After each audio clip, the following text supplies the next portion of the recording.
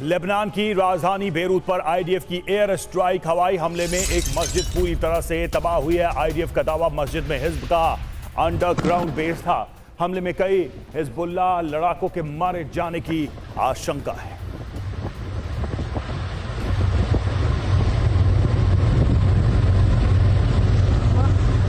तो इजरायल से ऐलान हो चुका है और ईरान पर एक बड़े हमले का काउंटडाउन जारी है, लेकिन सवाल है कि इजरायल कहां और कैसा हमला करेगा। रात को ही इजरायल के पहले प्रहार की आशंका नहीं थी, लेकिन ऐसा नहीं हुआ। इस बीच ईरान में भूकंप के झटकों ने कई सवाल उठाए हैं। कई रिपोर्ट्स दावा है कि ईरान ने न्यूक्लियर हथियार का टेस्ट किया, जिसकी वजह से इजरायल का हमला टल गया। इजरायल के सामने कई चुनौतियां हैं, इसलिए हर कदम बहुत सोच समझकर उठाया जा रहा है। ईरान ने भी पलटवार की धमकी दी है। अब माना जा रहा है कि ये 7 तारीख को इजरायल हमलों की शुरुआत कर देगा। शनिवार की रात गजब की हलचल थी।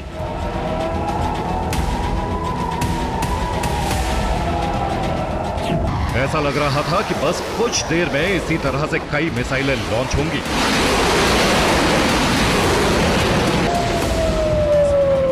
बस कुछ देर बाद कई ड्रोन आसमान में नजर आएंगे।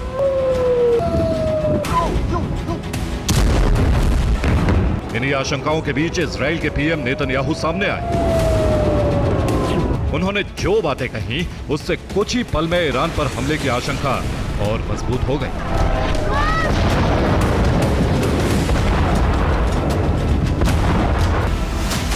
इजरायली पीएम के संबोधन के बाद ही ईरान की सेना हरकत में आ गई। तमाम air defence high alert mode में आ गए।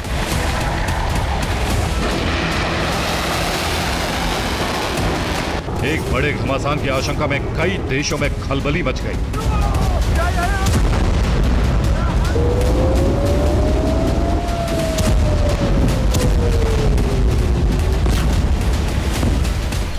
अरब देशों से उड़ने वाले विमानों ने रूट बदल लिया।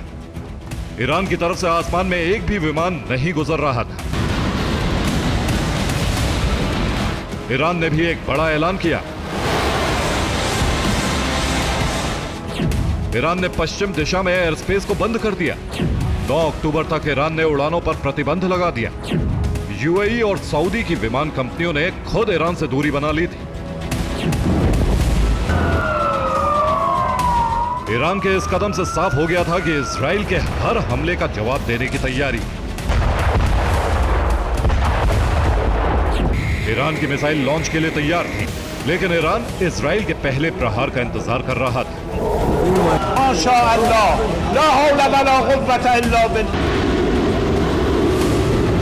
ईरान के करीब समुद्र में भी हलचल थी।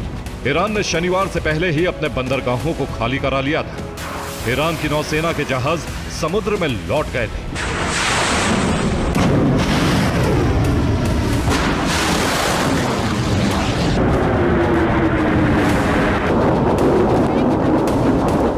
इसी बीच ईरान को खबर मिली कि ईरान के करीब अमेरिका के विमान रेकी कर रहे हैं।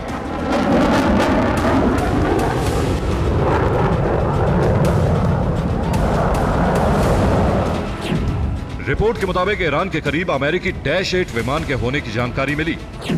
-8 का इस्तेमाल अमेरिकी खुफिया एजेंसी CIA करती है। इसी के साथ अमेरिकी वायुसेना के 2 टोही विमान भी ईरान के करीब थे।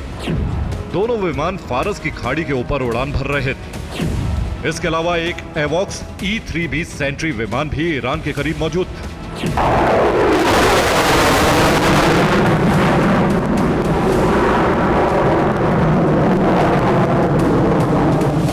अमेरिका के इतने जासूसी विमानों की मौजूदगी का मतलब यही निकाला गया कि इजराइल के हमले से पहले अमेरिका ईरान की तैयारियों की निगरानी कर रहा था। लेकिन तभी एक और बड़ी खबर है।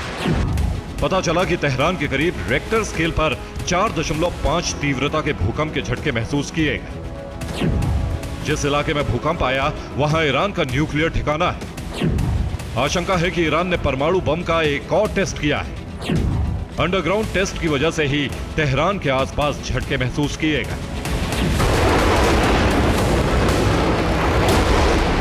युद्ध का माहौल और हमले की आशंका के बीच ईरान में आए भूकंप को कुदरती नहीं माना जा रहा है।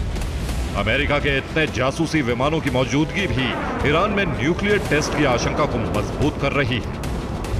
इन तमाम घटनाओं के बीच आखिरकार इजराइल की तरफ से ईरान पर हमला भी नहीं हुआ।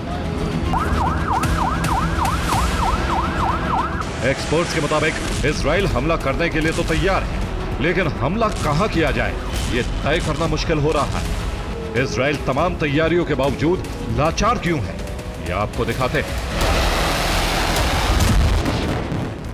इजराइल ईरान को बहुत बड़ा नुकसान पहुंचाना चाहता है, लेकिन ईरान के बड़े ठिकाने जमीन के नीचे मौजूद है।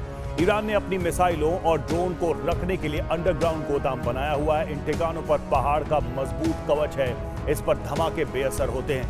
इनकी एंट्री पर हमला मुमकिन है, लेकिन ये धमाकों को झेलने की ताकत रखते हैं। ईरान अपने न्यूक्लियर मिशन के लिए जिन 2 ठिकानों पर यूरेनियम का संवर्धन कर रहा है, वो दोनों प्लांट भी जमीन के नीचे हैं। ईरान का फोर्दो न्यूक्लियर प्लांट और नतांज न्यूक्लियर सेंटर भी पहाड़ के नीचे है, जहां कंक्रीट की दीवार मौजूद है। ये ठिकाने जमीन से कई मीटर नीचे हैं। अब इजराइल की पहले की तरह ईरान के एयर डिफेंस पर हमला कर सकता है, जो कि तेहरान, इस्फहान और फारस की खाड़ी में तैनात है।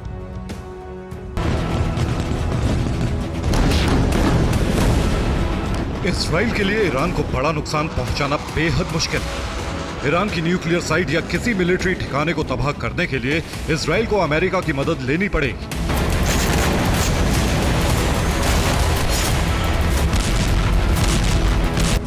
ईरान ने जिस तरह से अपने हथियार के बेस और सैन्य बेस को सुरक्षित बनाया है, उससे अमेरिकी बम से ही तबाह किया जा सकता है।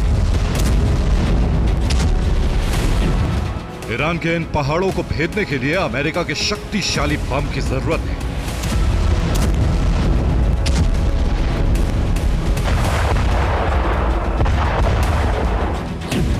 अमेरिकी GBU-57A/B बम ईरानी पहाड़ों को भेद सकते हैं। अमेरिका का यह बम जमीन के भीतर कई मीटर नीचे जा सकता है।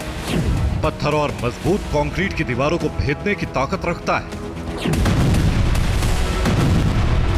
लेकिन अमेरिकी बम को ड्रॉप करने के लिए भी इजराइल को अमेरिकी बॉम्बर की मदद लेनी होगी। अमेरिका के B-2 स्पिरिट बॉम्बर से ही GBU-57 बम से हमला किया जा सकता है। अमेरिका हालांकि इजराइल की पूरी मदद कर रहा है। शनिवार की रात अमेरिकी सेंट्रल कमांड के चीफ टेल अवीव में थे। हमले की प्लानिंग को फाइनल करने में सेंट्रल कमांड के चीफ की अहम भूमिका थी।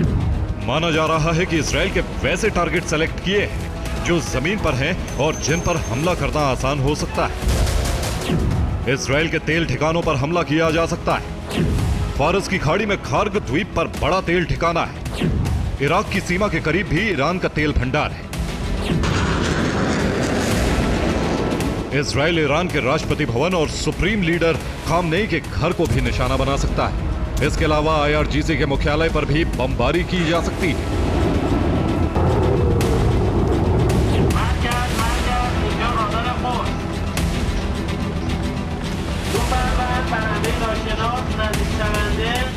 इजराइल से इन खतरों के बीच ईरान ने एक वीडियो जारी किया है।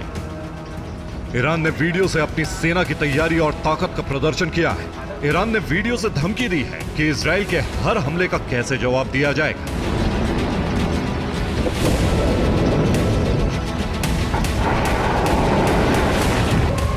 ईरान ने एक वीडियो जारी करके इजराइल के एटमी ठिकाने को तबाह करने की धमकी दी। वीडियो में इजराइल के डिमोना न्यूक्लियर प्लांट को टारगेट करने की धमकी।